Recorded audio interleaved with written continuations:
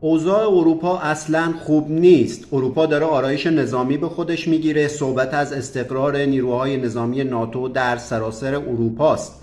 اونها دارن خودشون را برای یک درگیری احتمالی با روسیه آماده میکنن. اوضاع نابسامان آمریکا، ضعف‌ها و مخمسه‌هایی که این روزها درش گرفتار هست از یک طرف، شکست‌های پی در پی اوکراین در مقابله با روسیه از طرف دیگه بر ترس اروپایی ها افزوده. بزرگترین رزمایش ناتو قراره که به زودی در کشورهای آلمان، لهستان و بعضی از کشورهای همسایه برگزار بشه. رزمایشی که هزینه‌های بسیار هنگفتی داره و از همکنون نگران تأمین هزینه‌های مالی این رزمایش هستند و به یک دغدغه بزرگی برای اروپایی‌ها تبدیل شده. هرچند پوتین اخیراً در گفتگو با تاکر کارلسون، خبرنگار آمریکایی، اعلام کرد که روسیه قصد حمله به ناتو رو نداره و کشورهای عضو ناتو در حال ترسوندن مردم خودشون هستن، ولی به هر حال این نگرانی و این ترس مشخص هست و نمیشه گفت که واقعا اروپایی ها دارن به مردمشون دروغ میگن. من احساس میکنم که اونها واقعا ترسیدن، واقعا نگران هستن و نمیتونن حرفای پوتین رو مبنی بر این که قصد حمله به ناتو و کشورهای اروپایی رو نداره باور کنن. پوتین قبل از جنگ اوکراین هم مکرر اعلام میکرد که قصد حمله به اوکراین رو نداره و نمیخواد وارد یک درگیری بزرگ خانمانسوز بشه، ولی دیدیم این اتفاق افتاد و با منطق خودش و با استدلال خودش بعداً توجیه کرد که ما یک عملیات پیش دستانه رو انجام دادیم و از گسترش ناتو به سمت مرزهای شرقی و مرزهای خودمون جلوگیری کردیم. از این جهت باورپذیری حرفای پوتین احتمالاً برای اروپایی ها راحت نیست و اونها جانب احتیاط رو رعایت میکنن و کم کم خودشون رو برای یک درگیری احتمالی آماده میکنن و بهترین ابزارشون و در دسترسترین امکاناتی که در اختیار دارن قطعاً گزینه استفاده از امتیاز و امکاناتی است که ناتو در اختیارشون قرار میده و از طریق این ائتلاف فکر میکنن که میتونن یک دفاع خیلی خوبی در برابر روسیه از خودشون داشته باشن. جنگ احتمالی روسیه و ناتو البته محک خوبی برای ناتو هم هست. ناتو تا به امروز با یک کشور قدرتمند و ابرقدرت درگیر نشده. تو جنگ‌های مختلفی مثل عراق، افغانستان، لیبی و جاهای دیگه شرکت داشته، ولی جنگیدن با روسیه مقیاسش فرق میکنه، شرایطش فرق میکنه و نمیتونه به راحتی آنچه در لیبی، عراق و افغانستان اتفاق افتاد اینجا هم صورت بده و کارش رو پیش ببره. به هر حال جنگ ناتو با روسیه، جنگ احتمالی ناتو با روسیه، یک محک بسیار خوب برای توانایی و ارزیابی توان ناتو هم هست. اعضای عضو ناتو سالها برای این ائتلاف هزینه کردن، پول دادن، هزینه کردن، سربازانشون رو در اختیار ناتو قرار دادن. بالاخره باید یک جایی به دردشون بخوره این ناتو. برای دفاع از خودشون حداقل امروز باید به دردشون بخوره و اینجا چنانچه جنگی صورت بگیره مشخص میشه که ناتو و این ائتلاف تا چه اندازه میتونن مؤثر باشن و آیا کاری را از پیش خواهند برد و یا مفتضح خواهند شد در برابر یک ابرقدرتی که به صورت جدی وارد جنگ با اونها خواهد شد. البته اگر جنگی صورت بگیره و اگر اتفاقی این چنینی رخ بده. ناتو و روسیه البته 2 سال هست که در اوکراین با همدیگه درگیر هستن و اوکراین در واقع مقیاس کوچکی از درگیری بین روسیه و کشورهای عضو ناتو هست باید دید اگر ناتو و کشورهای عضو اون، خصوصا اون کشورهای قدرتمندش، به صورت مستقیم بخوان و با روسیه وارد یک جنگ جدی بشن، باید دید که چه اتفاقی میفته و اینها تا چه اندازه میتونن توانایی‌های خودشون رو بروز بدن و روسیه رو مجبور به عقب نشینی کنن. بله، پیمان آتلانتیک شمالی یا همون ناتو به هر حال قدرتمندترین ائتلاف نظامی دنیا لقب گرفته و توانمندی‌های زیادی هم داره، کسی این رو نمیتونه منکر بشه. ولی آیا توانمندی‌های ناتو همان چیزی هست که در رسانه‌ها به اون پرداخته میشه و بزرگنمایی میشه در رسانه‌های غربی، یا واقعاً در عمل یک اتفاق دیگری خواهد افتاد؟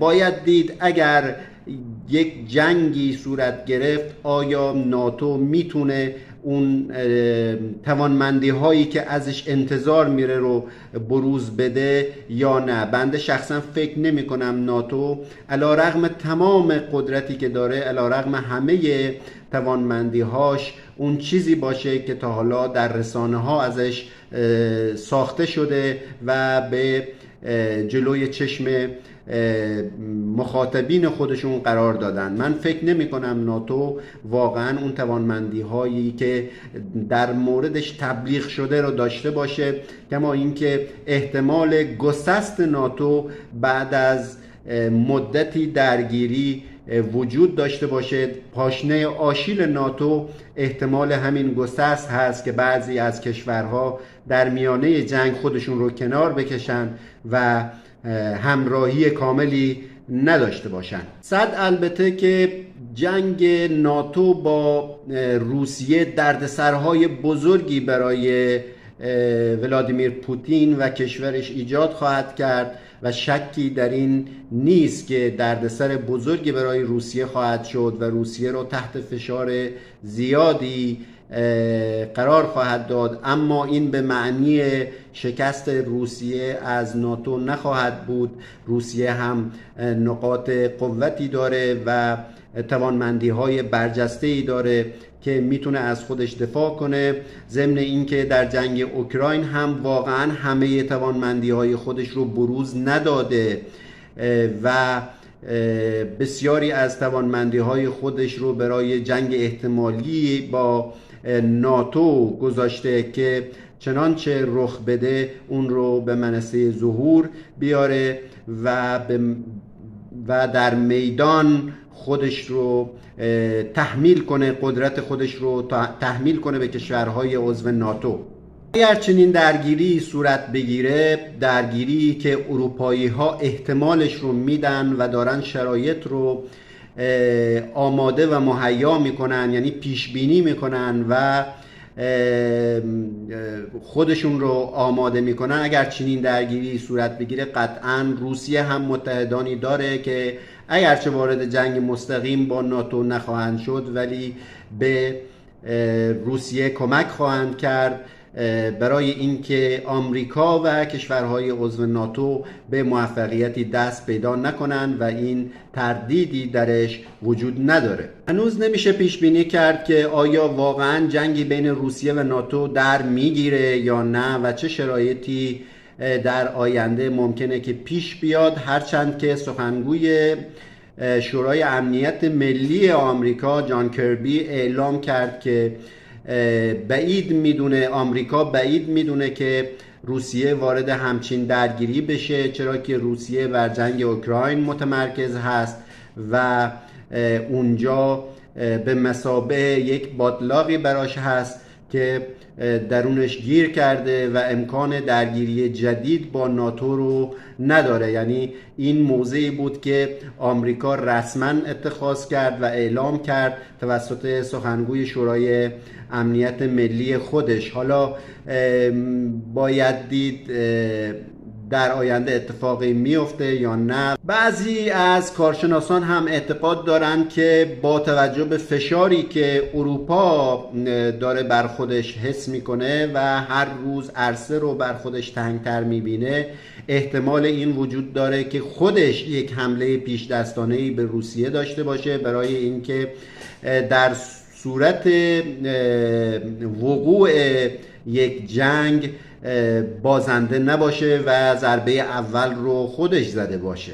همونطور که قبلا هم گفتم، پاشنه آشیل ناتو در جنگ احتمالی علیه روسیه میتونه شکل و ماهیت ائتلافی این سازمان باشه و اینکه در ادامه جنگ تا چه اندازه اعضای ائتلاف با ناتو هماهنگ خواهند بود و به جنگ ادامه خواهند داد. من واقعا وقتی فکر میکنم که موضع کشوری مثل ترکیه در جنگ احتمالی ناتو با روسیه چه خواهد بود، به نتیجه نمیرسم. نمیدونم ترکیه در چنین شرایطی، در چنین وضعیتی اگه قرار بگیره چه حرکتی از خودش نشون میده. آیا به تعهدات خودش به ناتو در جنگ با دشمنان ناتو پایبند خواهد بود یا اینکه از